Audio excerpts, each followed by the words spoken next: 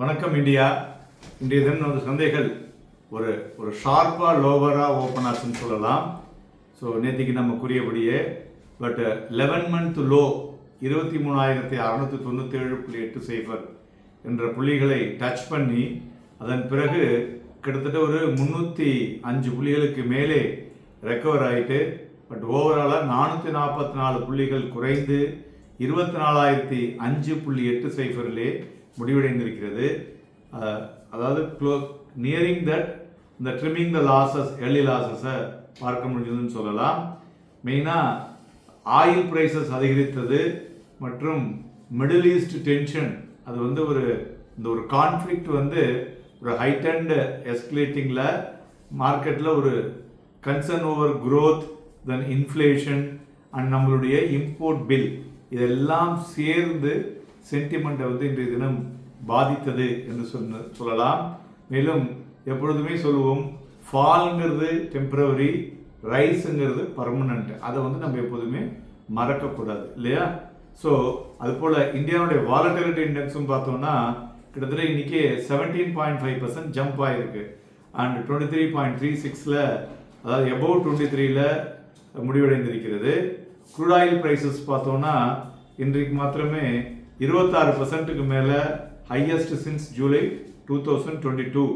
So மெயினாக இந்த ஈரானுடைய அனௌன்ஸ்மெண்ட்டு, அந்த Mojtaba Khamenei successor of supreme leader like Ali Khamenei, so அதன் பிறகு ஆயில் அவுட்புட் வந்து கட் பண்ணியிருக்காங்க.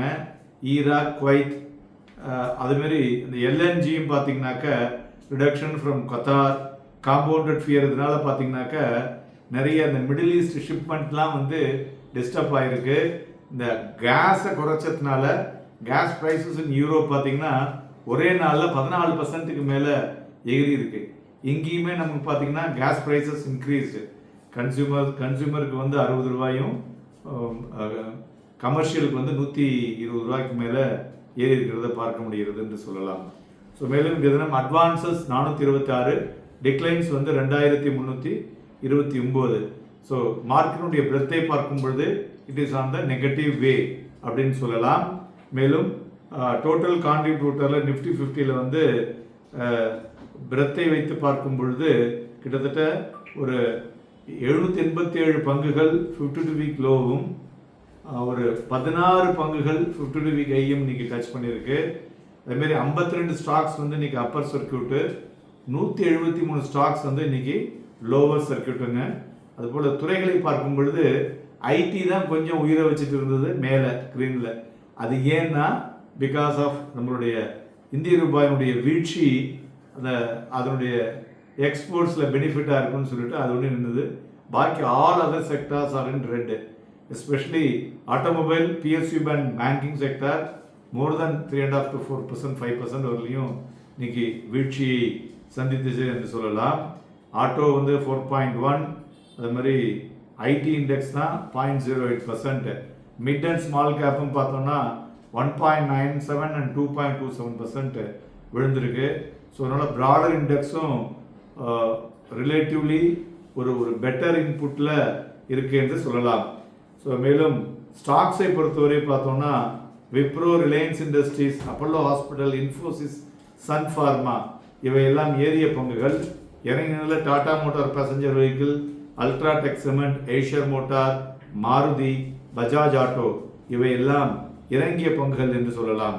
மெயினாக இன்றைய தினம் இந்த நிஃப்டி கான்ட்ரிபியூட்டரில் ரிலையன்ஸ் இண்டஸ்ட்ரீஸ், இன்ஃபோசிஸ், விப்ரோ இதெல்லாம் தான் major contributor on in terms of பாயிண்ட்ஸில் சொல்லலாம்.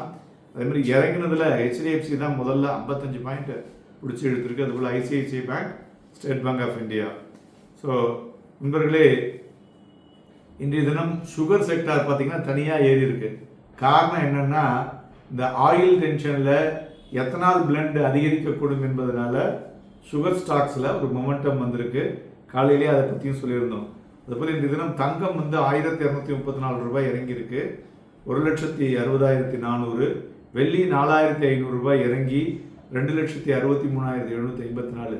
தங்கம் வெள்ளி வந்து சேஃப் ஹெவன்லேருந்து ஏன் வெளியில் வந்தது அப்படின்னாக்க இந்த க்ரூட் ஆயில் ப்ரைஸ் ஹைக்கு. இன்றைக்கி க்ரூட் ஆயிலே பார்த்தீங்கன்னா 1,063 ரூபாய் அதிகரித்து 9,426 ரூபாயில் விநியமாகி கொண்டிருக்கிறது. ஸோ ஒரே நாளில் 1000 ரூபாய் ஏறி இருக்கு. ஸோ இந்த மாதிரி வந்து ஒரு ப்ரைஸ் ஹைக்னால என்னாச்சுனாக்க crude against the dollar bond வந்து ப்ரைஸ் ஏறினதுனால கோல்டினுடைய அதனுடைய நாட்டம் குறைந்தது என்று சொல்லலாம். எப்பொழுதுமே எது மொமெண்டம் ஜாஸ்தியாக இருக்கோ கமாடிட்டியில் அதை விற்றுட்டு அதில் தான் ட்ரேட் பண்ணுவாங்க. அதனால் கோல்டில் வந்து இறக்கம். சில்வர் இறங்கினதுக்கு இந்த மேனுஃபேக்சரிங் ஆக்டிவிட்டிலாம் உலகம் பூராவும் குறைஞ்சிருக்கு அப்படின்ட்டு சில்வர்லேயும் ஒரு வீழ்ச்சியை காண முடிஞ்சதுன்னு சொல்லலாம். இது வந்து இருக்கக்கூடிய வாய்ப்புகள் அனதர் ஒரு 2-3 days சொல்லியும் இருக்கக்கூடிய வாய்ப்புகள் தெரிகிறது. அதுபோல் பிளாக் டீலை பொறுத்தவரை பார்த்தோம்னா Bajaj finance, ICICI bank and Wipro black deal நடந்துள்ளது. மேலும் டார்ஜிலிங் ஹைட்ரோ பவர் அப்படிங்கிற கம்பெனிக்கு டாடா பவர் வந்து ஒரு 500 மில்லியன் இன்வெஸ்ட்மெண்ட் பண்ணுறாங்க ஹைட்ரோ பவர் ப்ராஜெக்டில். It is a good news to the மார்க்கெட்னு சொல்லலாம். மேலும் நிஃப்டியை பொறுத்தவரை இன்றைய தினம் ஃபியூச்சரில் 1.14 crore வால்யூம் நடந்திருக்கிறது. பேங்க் நிஃப்டியும் அரௌண்ட் 18 lakhs வால்யூம் நடந்திருக்கு. இட்ஸ் ஆல் பெட்டர் வால்யூம் என்றே சொல்லலாம். So volume with price down. So அதனால் இது வந்து ஒரு என்ன சொல்கிறது ஸ்கொயர் ஆஃப் மூடாகவும் இருந்திருக்கலாம். பட் பேங்க் நிஃப்டியை பொறுத்தவரை பார்த்தோம்னா ஸோ ஆர்எஸ்ஐ வந்து ரொம்ப லோவில் இருந்துகிட்ருக்கு. அதுபோல் ஓவர் சோல்டு பொசிஷனில் இருப்பதை காண முடிகிறது.